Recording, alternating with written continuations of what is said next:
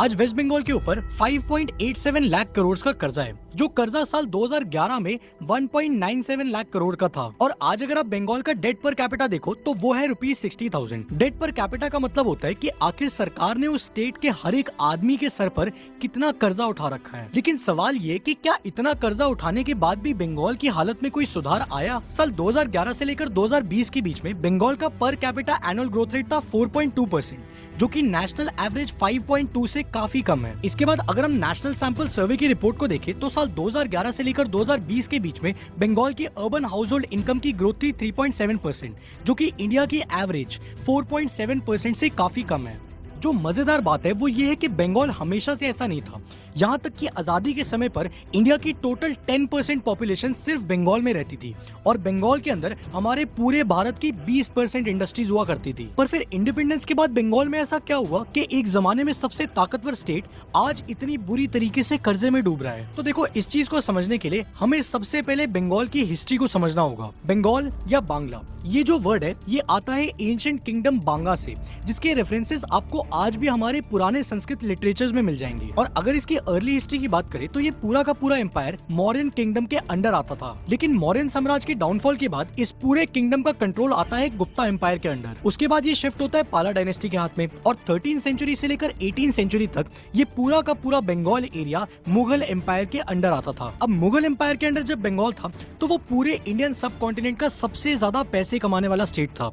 Mughal empire के time पर जो बंगाल था वो अकेला पूरी वर्ल्ड जीडीपी का 12% कंट्रीब्यूट करता था। और उस समय पर बंगाल इकोनॉमिकली कितना पावरफुल था, इस बात का अंदाजा आप इसी बात से लगा सकते हो कि प्री कॉलोनियल टाइम पर अकेले ढाका का रेवेन्यू था 10 लाख रुपए, जो कि उस जमाने में एक बहुत ही बड़ी अमाउंट हुआ करती थी। पर एक सेकंड, आखिर बंगाल में ये इतना सारा पैसा आता कहां से था? तो इसका जवाब है ट्रेड और एक्सपोर्ट्स। 18th सेंचुरी के अंदर Bengal silk, cotton, salt pepper और बाकी सारे एग्रीकल्चर प्रोडक्ट्स का मेजर एक्सपोर्टर हुआ करता था। अगर सिर्फ एग्रीकल्चर की बात करें तो राइस और शुगर केन, और अगर मेन कमर्शियल क्रॉप्स की बात करें तो उसमें आते हैं जूट और टी, जो कि एक बहुत ही बड़े लेवल पर बंगाल में उगाई जाती थी। और ये इस लेवल पर था कि उस जमाने में बंगाल इस दुनिया का सबसे बड़ा जूट एक्सपोर्टर था। पर 17th सेंचुरी की स्टार्टिंग में जो ब्रिटिश ट्रेडर्स हैं वो इंडिया में अपना व्यापार करना शुरू करते हैं और धीरे धीरे उनको बंगाल की इकोनॉमिक पावर समझ में आती है, जिसके बाद वो बंगाल के ऊपर भी अपना कब्जा जमाना शुरू कर देते हैं। और फिर फाइनली 1757 में ब्रिटिशर्स और बंगाल के नवाब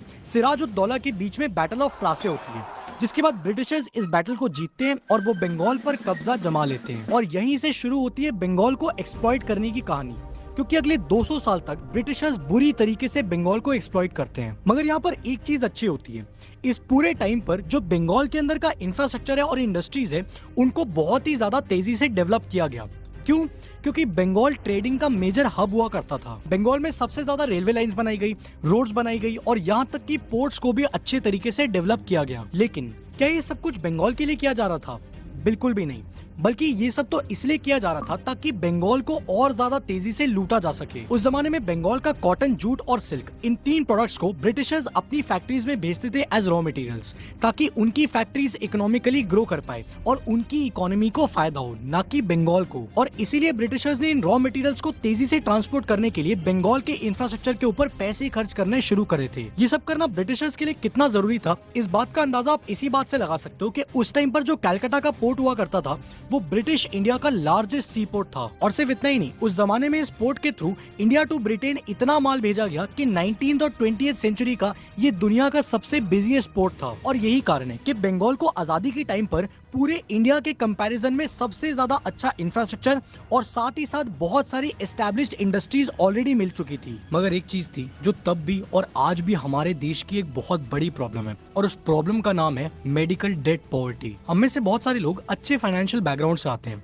तो कल को हमें कुछ हो जाता है तो हम लोग मेडिकल ट्रीटमेंट अफोर्ड कर सकते हैं। मगर उन लोगों का क्या जिनके पास उतने पैसे ही नहीं है? एक ऐसा ही केस बताता हूँ आपको। ये बच्ची देख रहे हो आप, इसका नाम है वैष्णवी, जिसके जन्म के 2 महीने के बाद ही उसको बहुत ही ज्यादा हाई फीवर और कफ होता है। और जब वैष्णवी के पेरेंट्स उसको लेकर हॉस्पिटल पहुंचते हैं तो उन्हें पता लगता है कि उनके बच्चे का केस बहुत ही ज्यादा क्रिटिकल है। वैष्णवी को सीवियर निमोनिया और मल्टीपल ऑर्गन डिस्फंक्शन है और इलाज का खर्चा 18 लाख रुपए। और इस बच्चे के पेरेंट्स डेली वेज वर्कर्स है, जो कि पूरी कोशिश करने के बावजूद भी ये रकम नहीं जुटा पा रहे हैं। इसलिए मेरी आप सब लोगों से हाथ जोड़कर रिक्वेस्ट है, कम ज्यादा कुछ भी जो भी आप अपनी पॉकेट से स्पेयर कर सको इन लोगों की हेल्प करने के लिए आप प्लीज कीजिए।